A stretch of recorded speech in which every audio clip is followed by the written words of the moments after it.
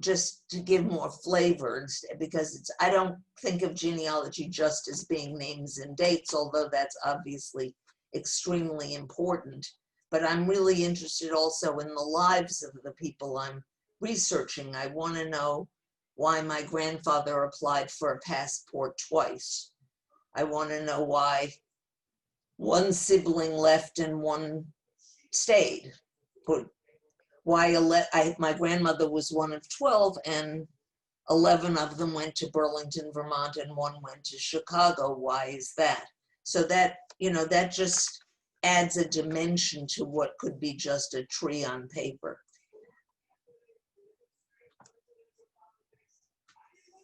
I'm trying to move the slide and it's not going, so I don't know what that means.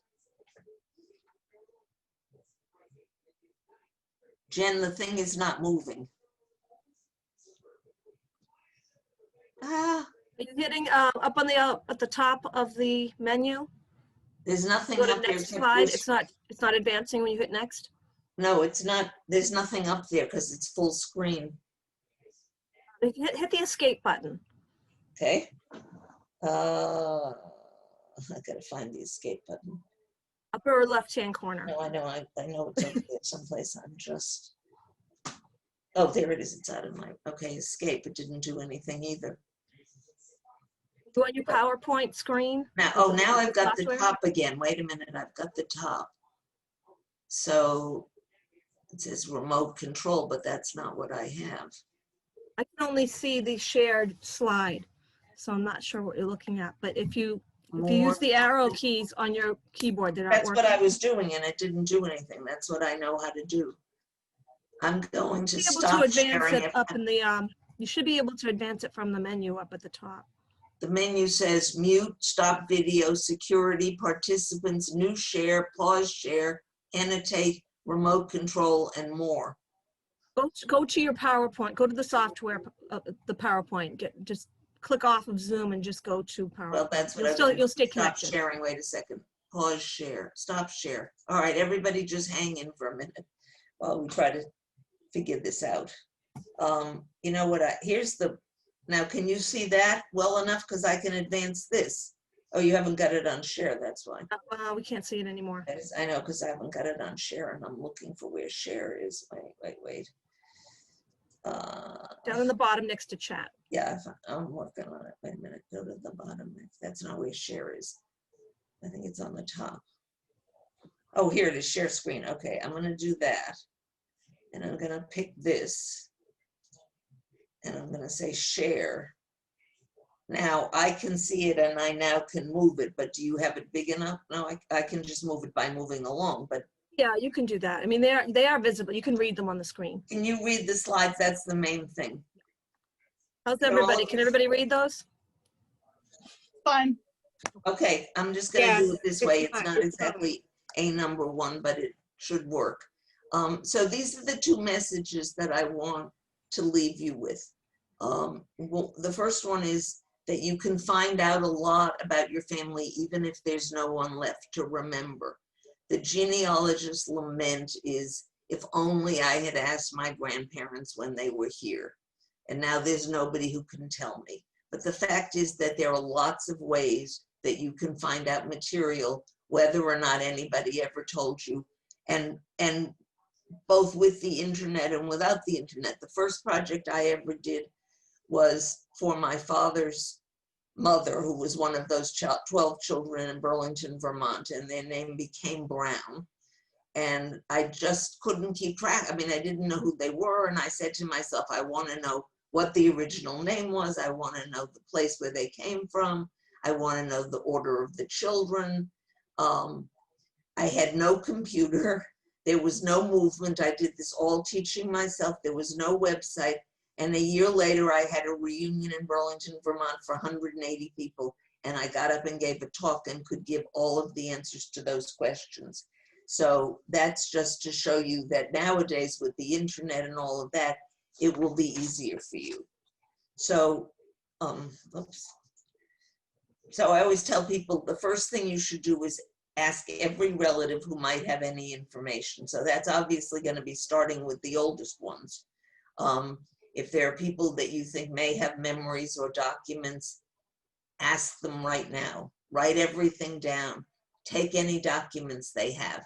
Take pictures. Keep track of everything to give yourself a start. And when you've kind of got your task in mind, you can then start to look at records. And I'm going to talk to you about the various types of records that are the most useful and the most available in the beginning, and where you can get information about your family who was in the United States that will help you to find information about where they came from and other things about their family. So I'm not going to read these, but I will go through some of these key records that are very important and very accessible for you to start with, and show you what kinds of information you get on each one, and that will show you the kind of thing that you can do to start. So, the first one is birth records. You probably never thought about this if you haven't, maybe you've looked at your own birth record, but if you haven't looked at others, birth records usually give the maiden name of the mother, which often one does not know in starting a search like this. Sometimes it gives the birthplace of the parents, and you can get those in the city of birth, sometimes also in the county or the state. And if people want to ask me specifically afterwards where you would get records for Massachusetts or for New York or for New Jersey, I can help you with that. But it's not that hard, and it depends where it is, how much is available readily.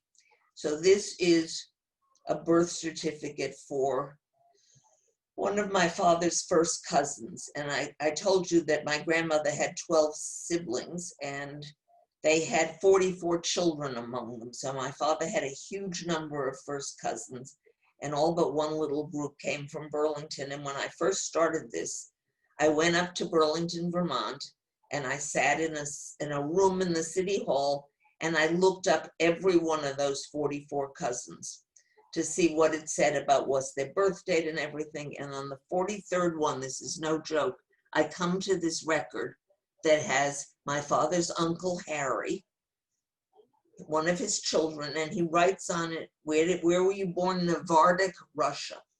Everybody else wrote Russia. This man, bless his heart, wrote Navardik, Russia. And that's how I found out the name of the town where my grandmother came from. Now, nowadays, there are other things I could do, and I could probably get these records online, but in those days, it took me a week of sitting there with a paper and pencil and a magnifying glass. So that just gives you an example of how useful these things can be when you're starting out. Marriage records also usually contain the names of the parents of the bride and the groom. So that's useful, for instance, not only in building your own tree, but if you wanted to find out, are two people siblings, you could look to say, do they have the same parents' names? And again, these are county records, state records, and city records. There are various places to get them. Let's go to, so here's a marriage certificate that's from my parents. My parents they came from Revere and from Chelsea.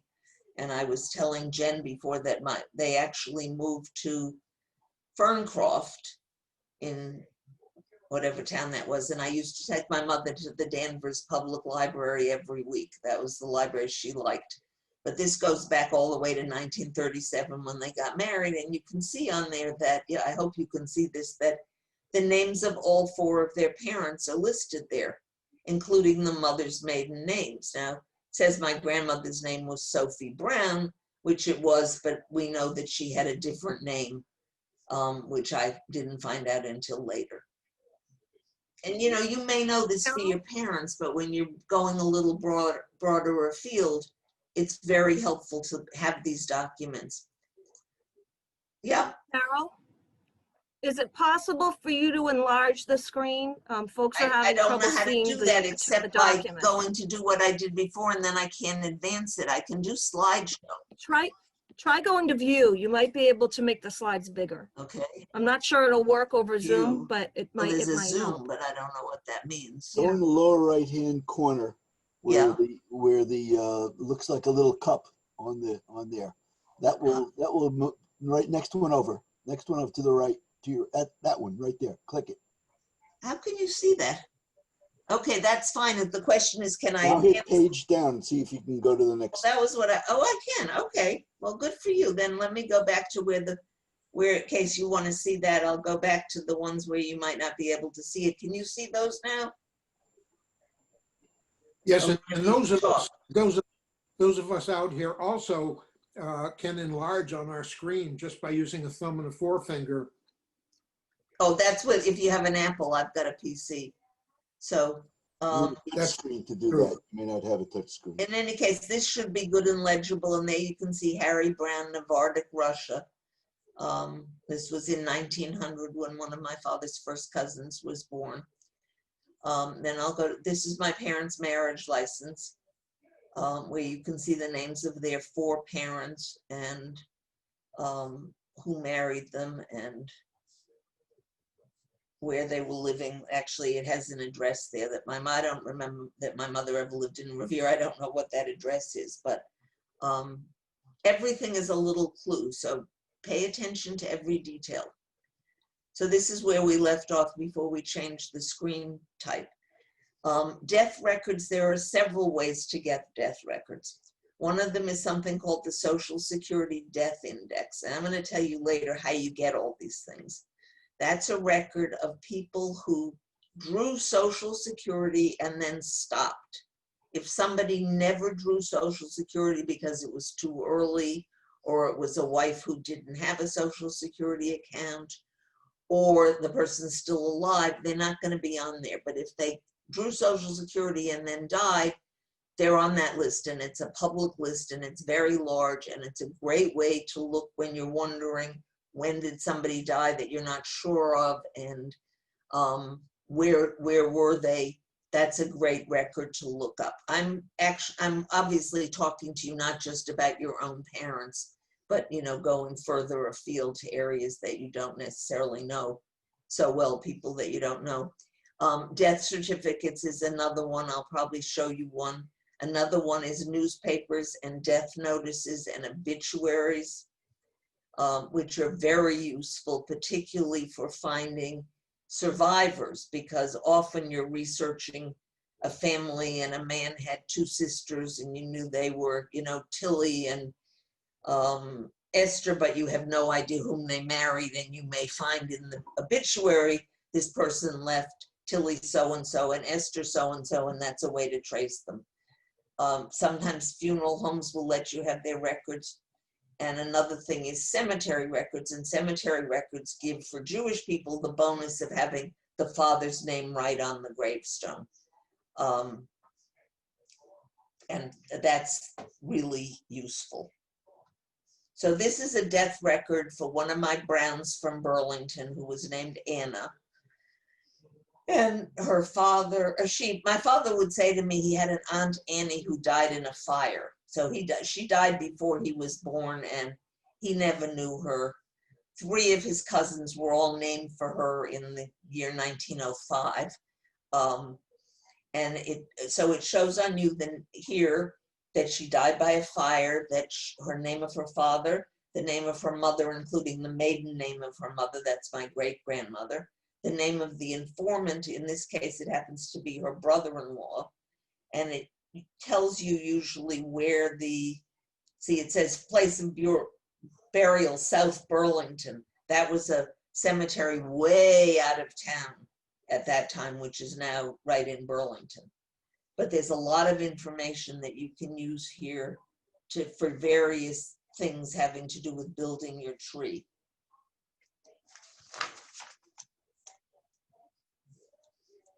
The next records I'm going to talk to you about are census records, and you may have noticed that that's a topic of great interest in the papers these days, because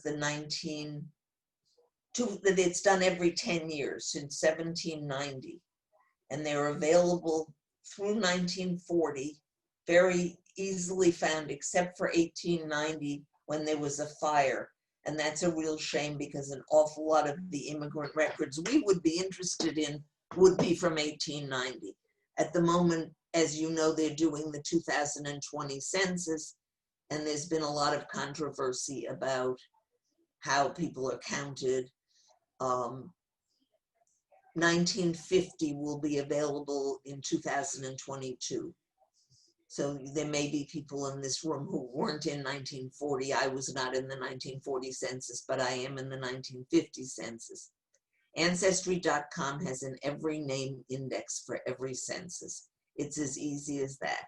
And you will find that I'm going to mention Ancestry quite a lot, but it's not because I'm trying to get you to take a subscription. It's because it's a kind of prototype of how records are available and how you search them.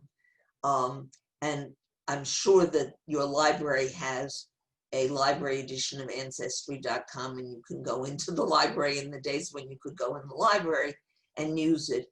And there are also, the census is available also in other places that are free. What you would find on these census records varies from time to time, but it generally has the birthplace, the year of arrival, the age at marriage, the number of children, the occupation of the person. I just realized it doesn't say in here whether or not that person's naturalized, which is something that you'll want to be looking for. So it varies from time to time, but there's a lot of information on these, and you can just track people over time.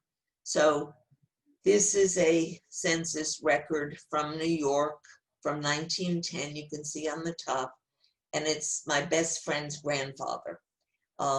And they lived in New York, but if you look at where the red arrow is, you see that he was born in Ohio. So if I was tracing this person who was 29 years old in 1910, and I would say to myself, well, I can't find him in 1900, he wasn't there, I'd probably say, gee, I better check in Ohio. So you should always look for where the birthplaces of people are.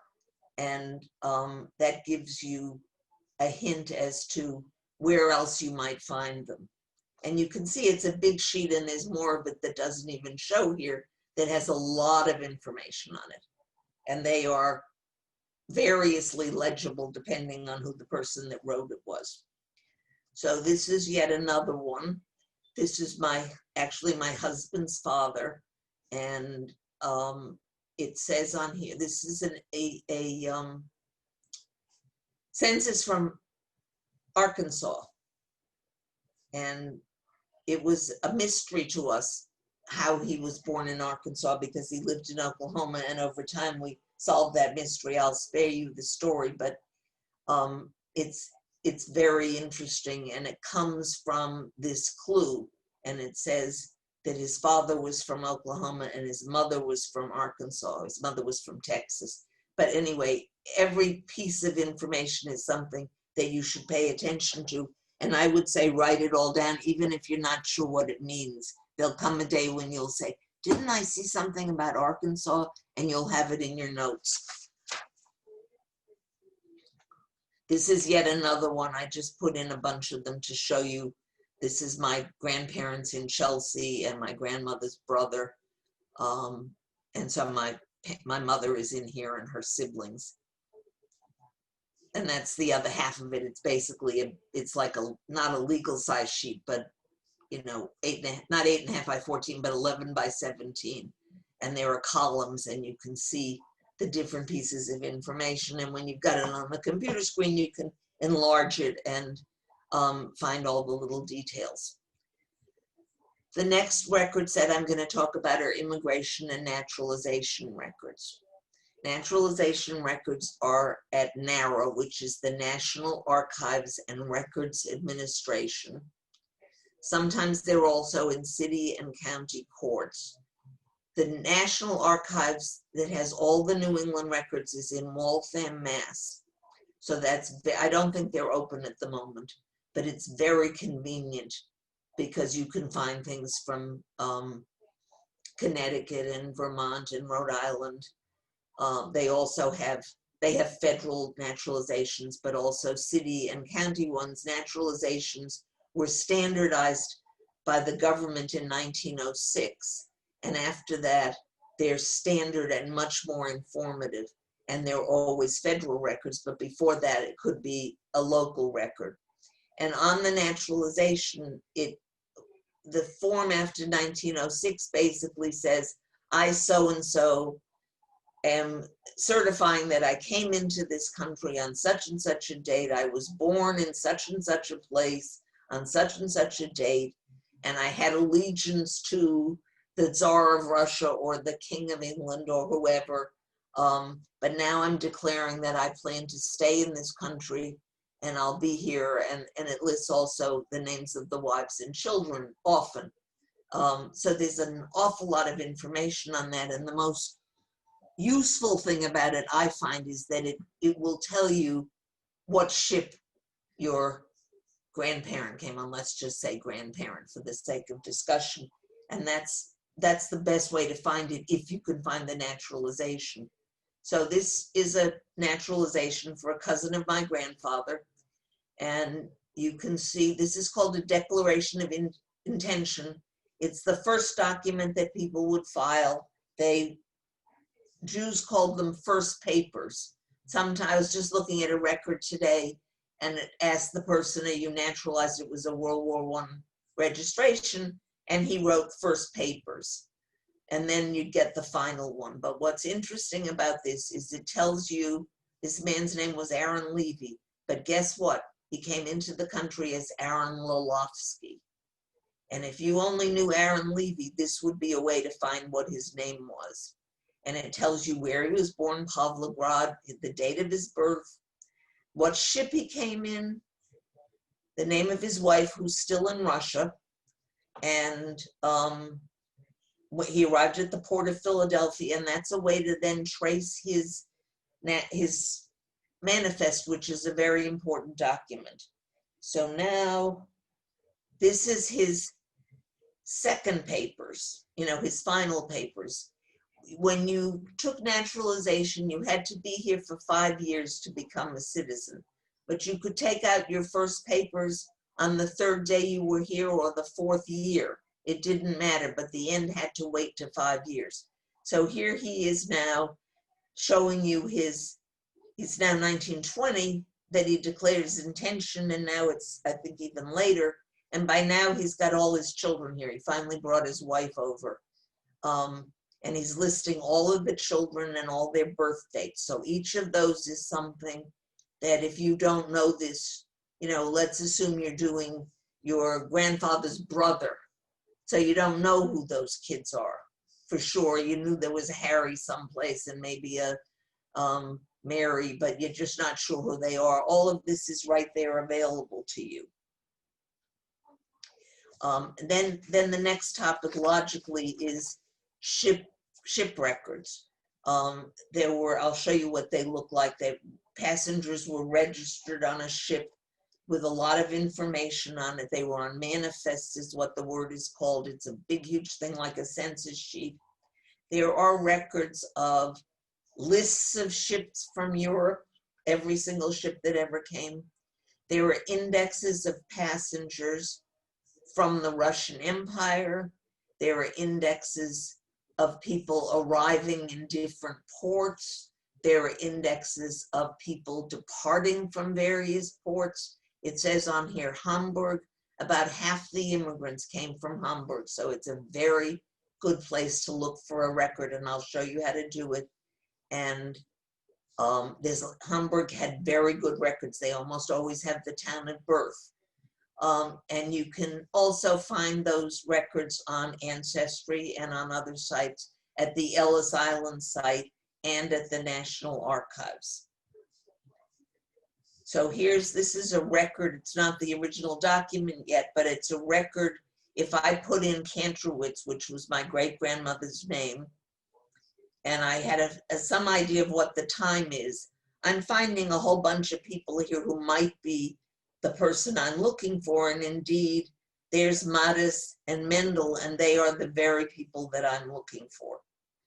And I found that probably by having the naturalization say to me that they came in May of 1888 via Liverpool on the British Queen. This is what the actual manifest looks like. You can see there's a little bit of a handwriting problem. This is a record from my great-grandfather who's down there, Naftuli Gorovatsky, who became Gorov. And farther up, it doesn't have a mark, but where there's an X about 6 lines down, there's a woman named Bessie Lolovsky, who was the mother of Aaron Lolovsky, whom we just saw. So you don't have to worry about this. And see, it says Pavlograd, but I want you to see what the manifest looks like. And I also want you to see that it's useful when you have a manifest of somebody that you're researching to look and see if there's anybody else you might know on that page. In general, that's a good recommendation for anything you do, for census records, for manifests, to look around and see who might be there also. This is another family I spent, I can't tell you how long looking for these people, and finally found them. I don't even remember how I found them, but these Levies, which is not the Levy from that we just saw, a different Levy. But I looked for these people forever and finally found them. And here's another one. This is my grandparents. And my grandparents, that person down there right below the red mark, it says Shulam Latopsky. Well, it was Lolovsky, but that wasn't his name. His name was Gorovatsky. However, his cousin Lolovsky bought the ticket for him. I never would have found that in a million years if I hadn't. I think I found it on, I found it on his naturalization. His name was Samuel Goroff, and he came in the country as Shulam Lolovsky. And then because I'd never been able to find his ship record. So I won't tell you the rest of the story of that, but you can see how much information is on there. And this is the other half of it. And it tells you, and many of these manifests tell you, who's your nearest next of kin back in the country that you're coming from. And this one says it's her father, David Lolovsky from Pavlograd. And that's a way to know who her father was, which you might not know because he wasn't in this country. The last thing I'm just going to go through is some miscellaneous records, city directories, real estate and probate records, highest landing cards. Highest is the Hebrew Immigration Aid Society.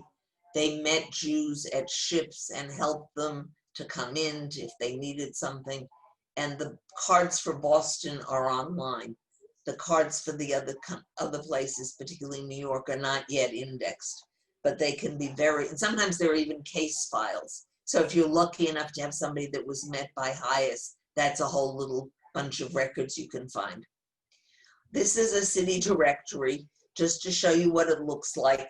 They were in the days before telephone books, and they were put out, I think, as advertising vehicles that a company would publish it every year, and they would list every person in that town and the address and who else was in the household and where they worked, if it was different from where they lived.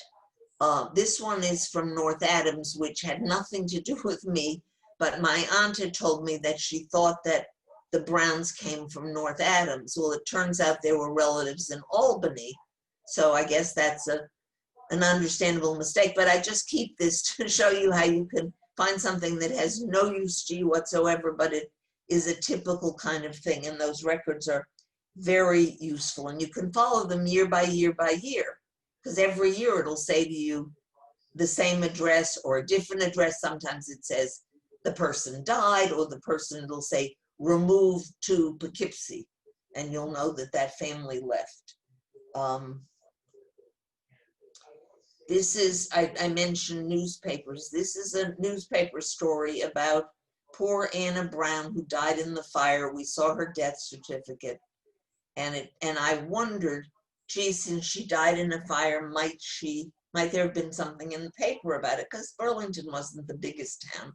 And so I went to the public library in that week that I spent up there, and I looked up, I had the death record, so I knew the date. So I looked up the next day and the day after that and found this article telling what had happened, how she burned. She was in her sister's house. And while I was looking, a man came over and he said to me, "Are you researching the Jewish Browns from Burlington?" And I said, yes. And he was the research librarian, and he was my second cousin whom I'd never met. So that was a wonderful person to know, your second cousin who's a research librarian. And he came to the reunion. But again, that just shows you that there's a lot of information in here that you could not find any way except by somebody telling you or by finding a story about it in print someplace. Okay, so that's the major records that you're looking for. And now I'm going to tell you where you find them. And we'll go through each of these repositories one by one and show you what they have there. So I'll go through them. I'm not going to read this slide, but let's start with the National Archives. Wait a minute. No. All right. Just give me a second. Well, I guess I didn't go through slides of these, so let's talk about this. I told you the National Archives is in Waltham. There are 12 of them around the country. You can go on to nara.gov if you're looking for a record of naturalization from somebody in another town, not in New England, and see what archive covers that place. Is it the Chicago Archive, the Kansas City Archive? And you can email to them. I've taken to doing this. I didn't know for a long time that you can do it, but you could say, if you know enough to ask, I'm looking for the naturalization of my grandfather who came to this country, I think around such and lived in such and such an address, and this was his family, and I think he was naturalized at a certain time. One of the ways you can find out when people are naturalized is by looking at a succession of census records, and you'll see at one point it'll say PA, meaning that they've taken out papers, and the next one will say NA, meaning naturalized, and you will know that that naturalization occurred in that 10-year period. That will be probably enough to ask for it. The second thing that's on here is the Family History Center. Those are the Mormons, and they are, there's a Family History Center in Weston. I think there's one in Linfield, that's a guess, but there's something up there. There are a bunch of them around. Excuse me, there is one in Linfield. Okay, good. Oh, I remember right. I'm glad. Thank you. And they have, that's the Mormon Church. The Mormon Church has been into genealogy for a very, very long time, and they have a dubious motive, which is they want to baptize people retroactively. And so there's been a lot of controversy about that. However, they have an extraordinary number of records. You can borrow them. They don't ever bother you. You go in, you write your name. They say, you an LDS member or not? You write not. Nobody's ever said a word to me. They're just very helpful. And these days, a lot of those records are online, and I'll show you, but the images, sometimes you have to go to the Family History Center. The next one I'm mentioning here is the Jewish Heritage Center in Boston. It used to be the American Jewish Historical Society, and it is now located at the New England Historic Genealogical Society, which is a WASPy organization from 100 years ago, but they have a whole Jewish department. They specialize in family papers and organizational records, like the Bureau of Jewish Education. When it went out of business, all its records went to this organization. And they also have the Jewish Advocate online, which is useful. The next place is the Massachusetts State Archives, and there really are two places, and I don't think I should get you into too much of the weeds, but there are places where you can get records from 1841 on up until 3 days ago. In Boston, Massachusetts has among the most open and available vital records. There are birth, marriages, and deaths there. Some of them are online, but most of them are not. You probably can't go in now, but that you just need to know where that is if you're looking for vital records from Massachusetts. It's got the whole state. And the last thing is the Brandeis and Hebrew College libraries, which have a lot of Yiskra books. I don't know if you all know what Yizkor books are, but they were books written usually in Yiddish and then later in the 50s in Hebrew by survivors of towns to memorialize their town and memorialize the people who died in them. And so they've got, you know, if your town has that, you may find relatives in there, you may find pictures, there are essays about the town and what it was like to live in it. And Brandeis and Hebrew College have each a huge collection of them, as does the New York Public Library. So now we'll switch to online resources, and I'll go through these in a little more detail, because obviously these are as accessible as your computer, and you can start when you get home.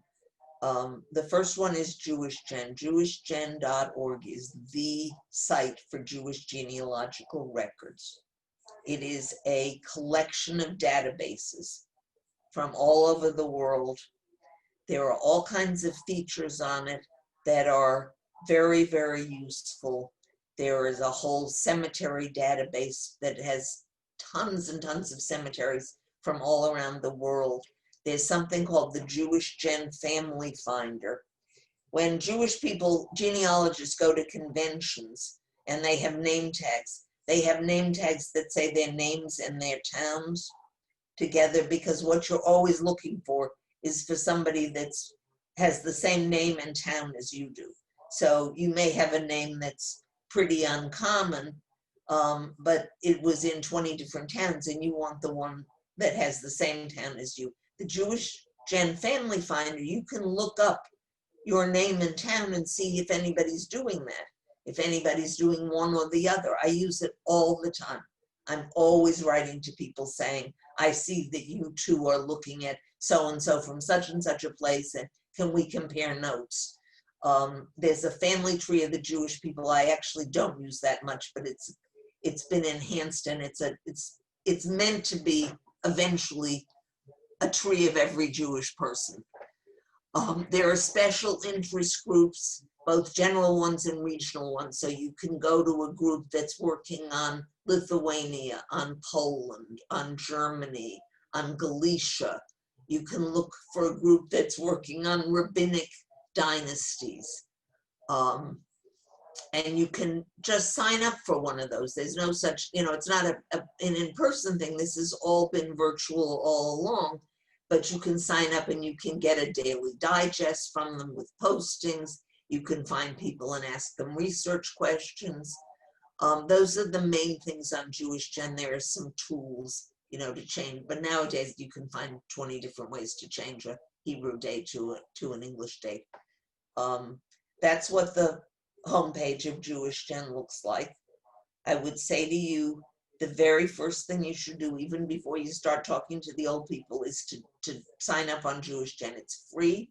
You just have to register.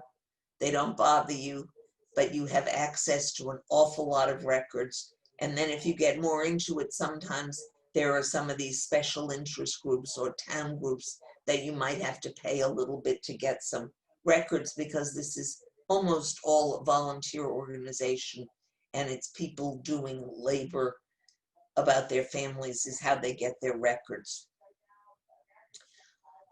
Ancestry.com, I mentioned to you before, it's a paid subscription, but you can get it in the library. Sometimes I tell people, if you want to try it out, they have trial memberships.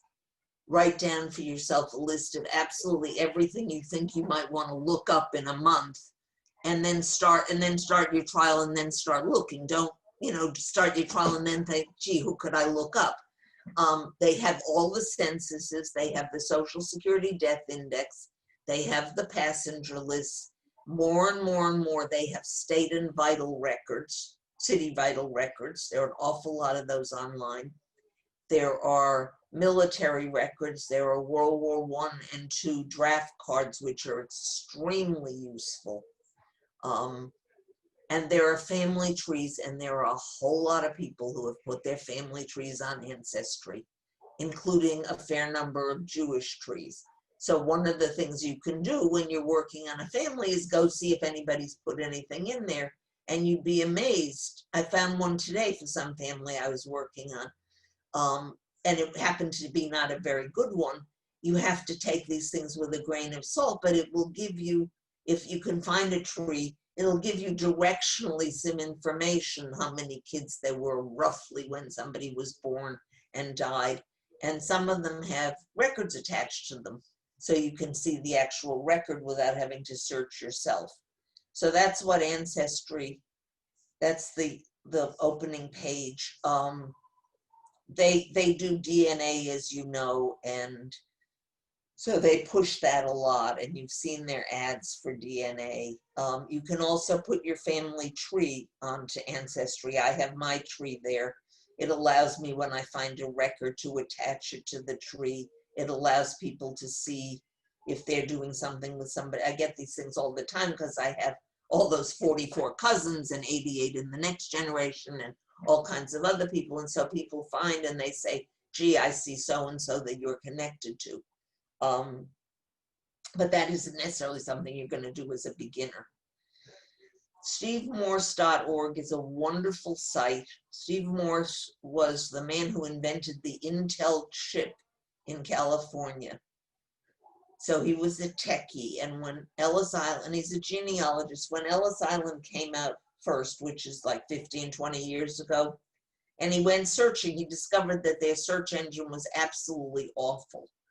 And he literally stayed up all night and wrote a search engine for Ellis Island, which was vastly superior and also had accommodated spellings of Jewish names, which, you know, they're not going to be necessarily the way you think they will.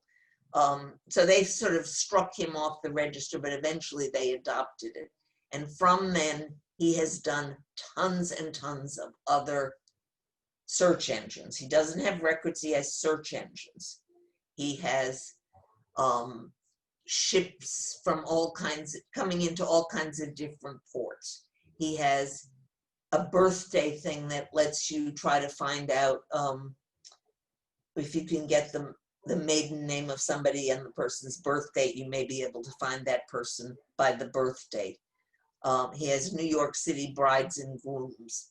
That's just a few. There are so many. This is an old slide, but he is absolutely worth getting to know, Steve Morse. And this is just a teeny little bit of what he has on his page. Just the first 12 things have to do with ship arrivals from Ellis Island, and we haven't even gotten to Galveston and Boston and Baltimore and all of the other things. So he's, it's a wonderful, wonderful site, and it's always a good place to start looking for a ship record, a person. This is the online Mormon site, FamilySearch.org. They have an extraordinary number of records, more and more and more and more, because they went around in microfilm, like when the Soviet Union first opened up, they went shooting over there in microfilm records. They have lots of international records. They have, this is free, you just have to sign up, but you don't have to pay anything. So it's got the Social Security death index. These days it's also got the census records and the ship records. So this is a good place to go if you don't want to go on Ancestry and pay to start. The Mormon records are all they're organized geographically. So if you're looking for a record, you're going to look at Europe, Germany, Berlin, you know, smaller and smaller geographies to find where the record is. That's what their homepage looks like. And you would start under search, but just register. It's not, it doesn't cost anything, and that nobody will ever bother you. I just mentioned this, I am not promoting DNA, but people are always asking me about it. So this is one of several DNA companies. This one happens to be a Jewish company, and they're the only people that do, not only the one that you see advertised on television about whether you should be wearing a kilt or lederhosen, but the wide male and female lines. And then they have the same one that Ancestry and 23andMe and MyHeritage have. And they have a large database for results. If you take a DNA test, you should absolutely say, yes, you're willing to have your result posted so that people can see if they match you and get in touch with you. That's what that looks like. So you only would go here if you had a kit on here. You would go in to order a kit or to see who matches you. You wouldn't have any reason to just sign in and look around. But if you wanted to do that or another DNA company, you can certainly do that. I'm not talking here about European records really, but I want to mention Yad Vashem because it's a database of Holocaust victims, and it has, I think, about 4 million now. And you can search it online by the name of the person, the place, and what you will find if you find somebody that you're interested in is it'll tell you who submitted that name. They're called pages of testimony. And if you put in a page of testimony, then when you see somebody who's a relative of yours that's on there, it's going to tell you who knew that person. It might be somebody who went to Israel in the 50s. It might be somebody who's a cousin in this country that you don't know. So I always stop at this point and ask people that it's a moral obligation, in my view, if you know Holocaust victims who are not on this website, to register them. That's what it looks like. It's very easy to use. The search thing, you can just put in like Cohen, Warsaw. I mean, you wouldn't want to do that because you get zillions of people, but that's how easy it is. This is another site that this is for a more advanced time, but this tells you what archives there are in Eastern Europe that have records and what kinds of records they are and how to inquire about them. That's definitely a more advanced thing, but I just give it to you so you've ever heard of it. And that's what that looks like.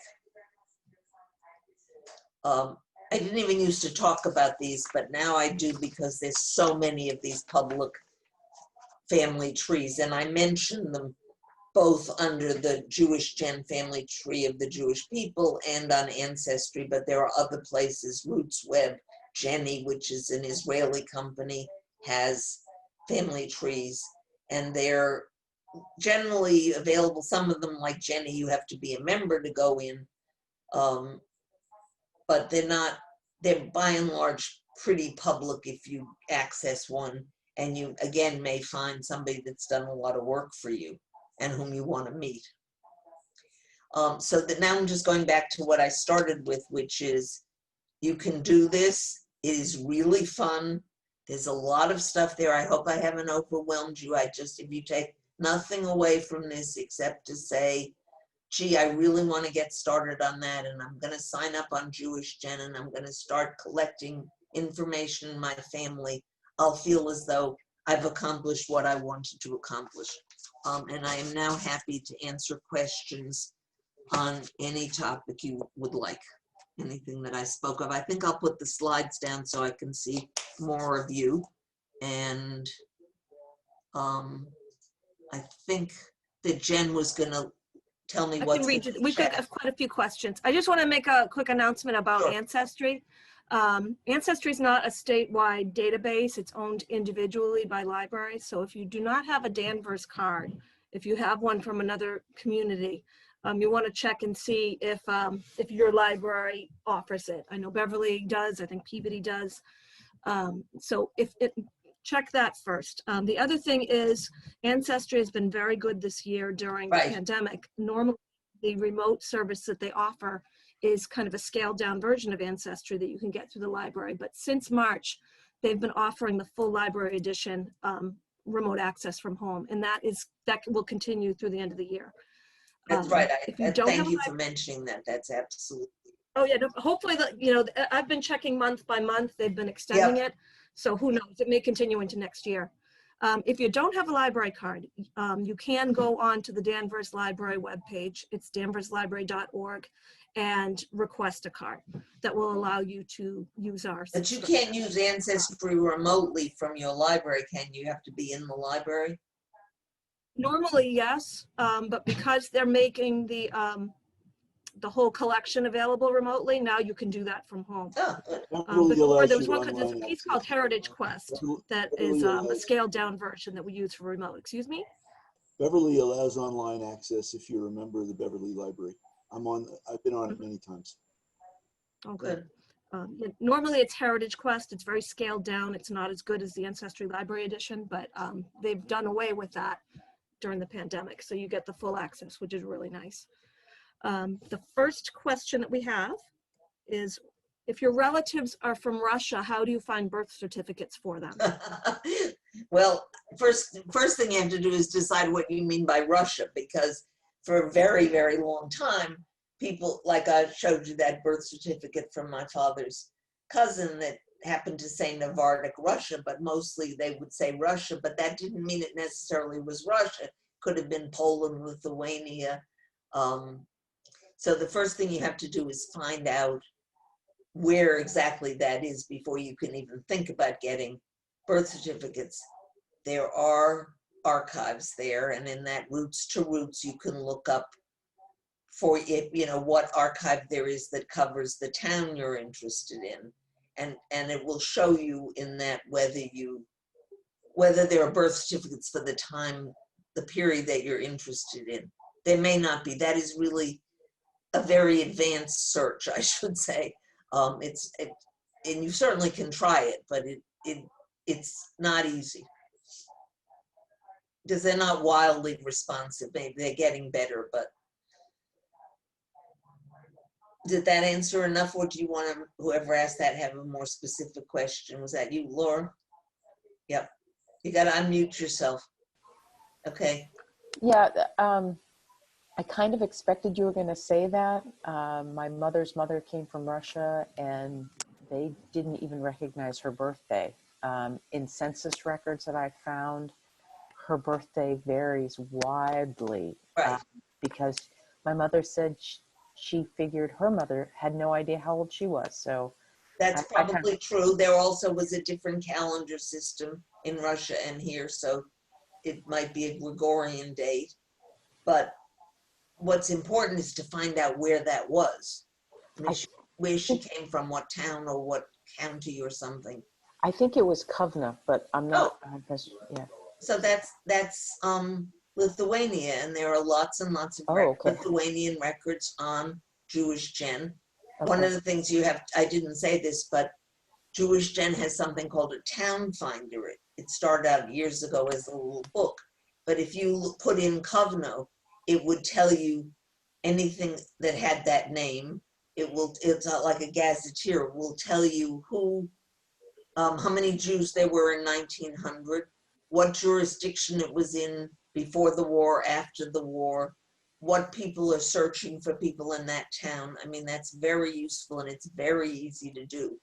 The other thing is, I've seen about 4 or 5 different spellings of the town name Kovna.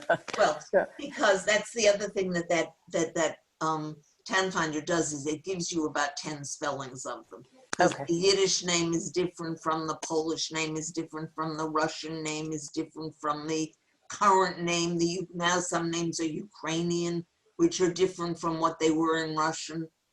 Okay. So, you've got to have some basic understanding of what European history looked like in the last couple of centuries, the Russian Empire, the Polish Empire, the Austro-Hungarian Empire, and what happened to those places.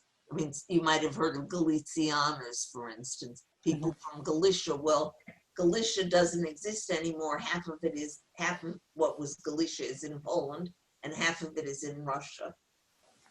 Ukraine, excuse me, and the records stay with the town. So if that was in Austria, but now it's in Poland, that town you're talking about, the records are in Poland. They're not in Austria. It was Austria at another time. So you get a lot of information just by looking up that town on the Town Finder. I will do that. Okay. One other small question. Can you get records from NARA online, or do you only No. have to go to? No, unless the Mormons have filmed them. They would send that, you know, and they may have, depending on what it is. But the other thing is, though, that Jewish Gen volunteers have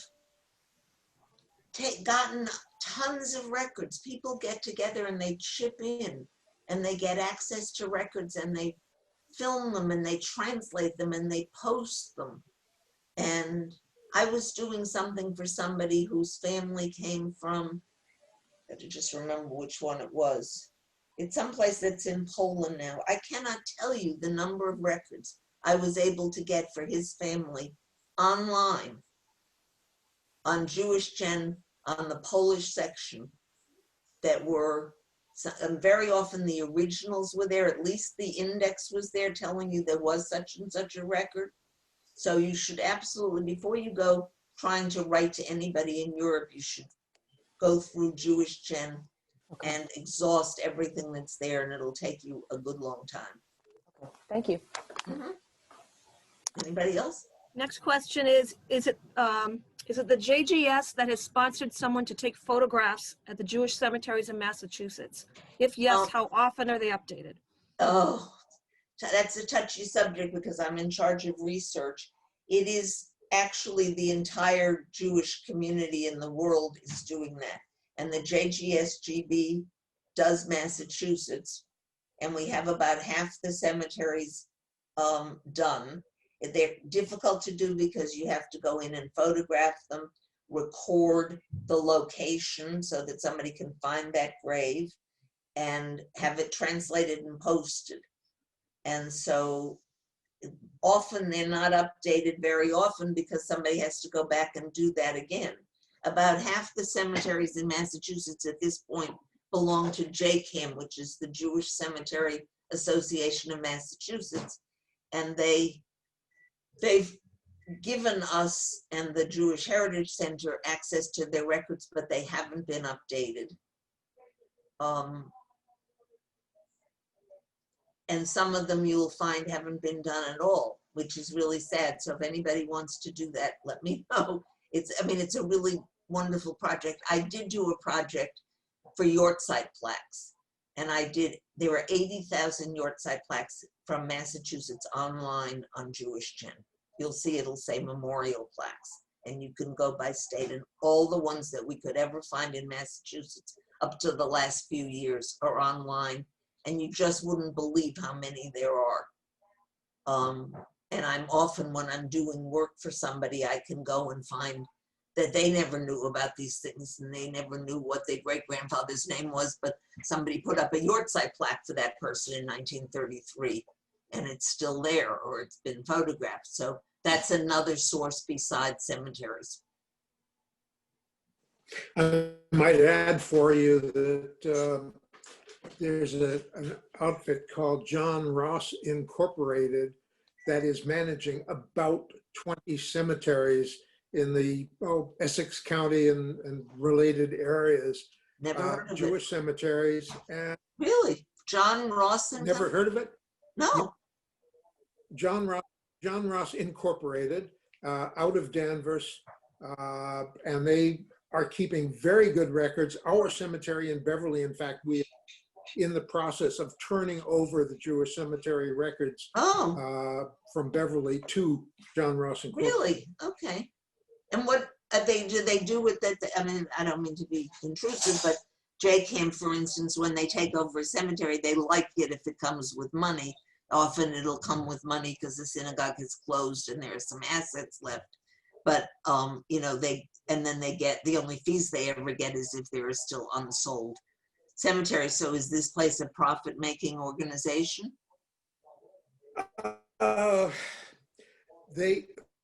For example, the Beverly Temple pays John Ross annually to maintain records and to have a general supervision. Do they also there are maintain some cemeteries?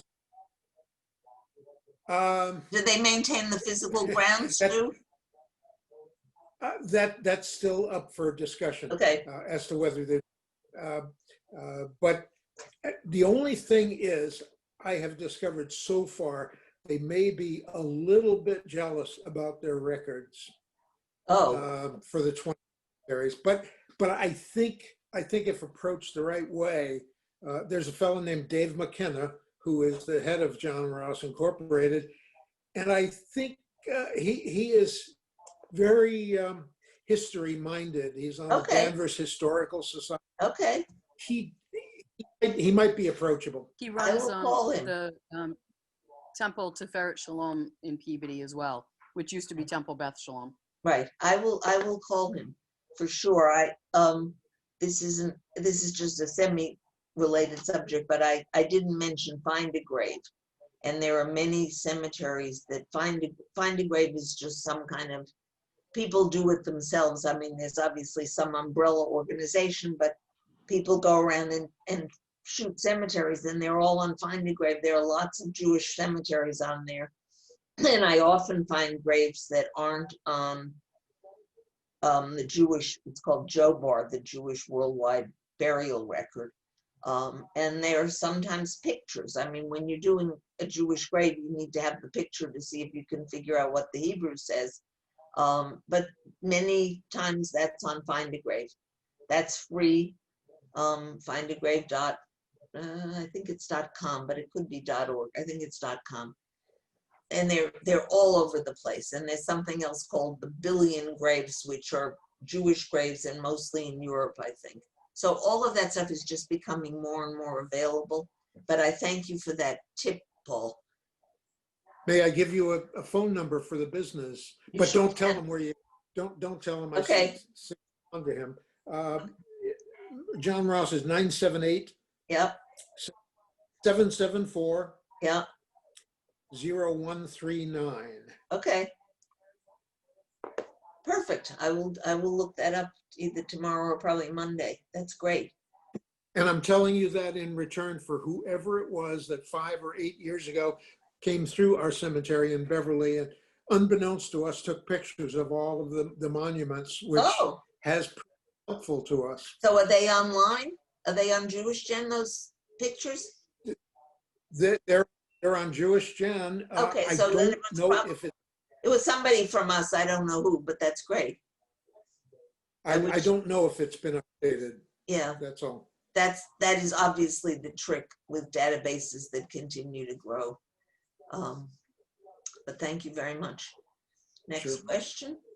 We just have a tip. One of our guests said that Salem State has Holocaust records and recently sent him an article which covered the local concentration camp in my mother's shtetl area. Really? Okay.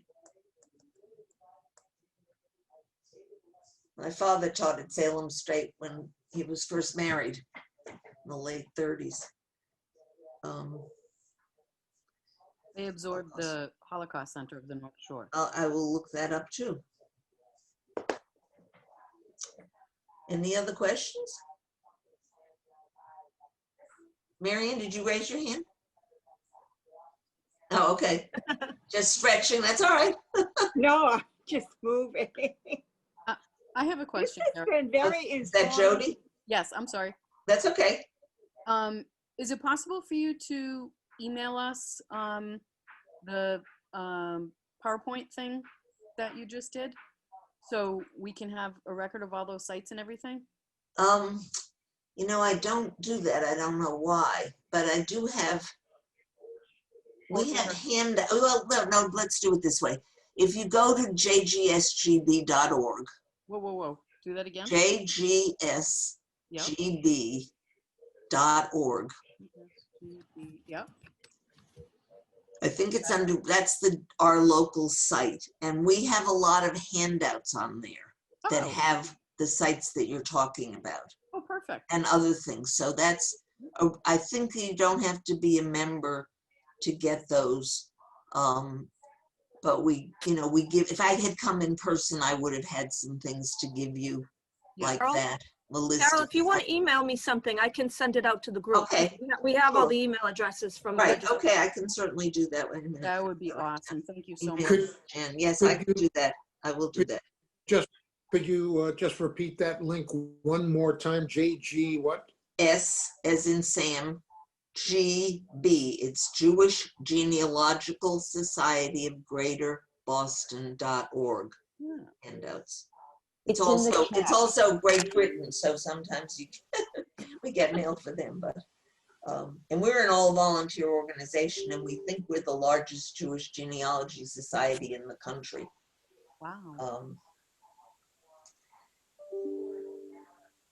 And as I said, our program meetings are usually in Newton, but these days everything's online, so you should go there and look and see if there are any programs you want to come to, because we're doing them free and virtually.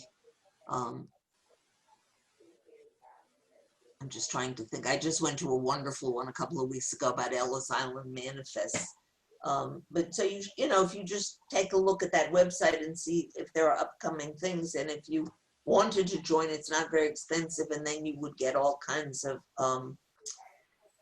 information from us about upcoming meetings and things like that that you wouldn't necessarily see otherwise. Anybody else have a question? That's great.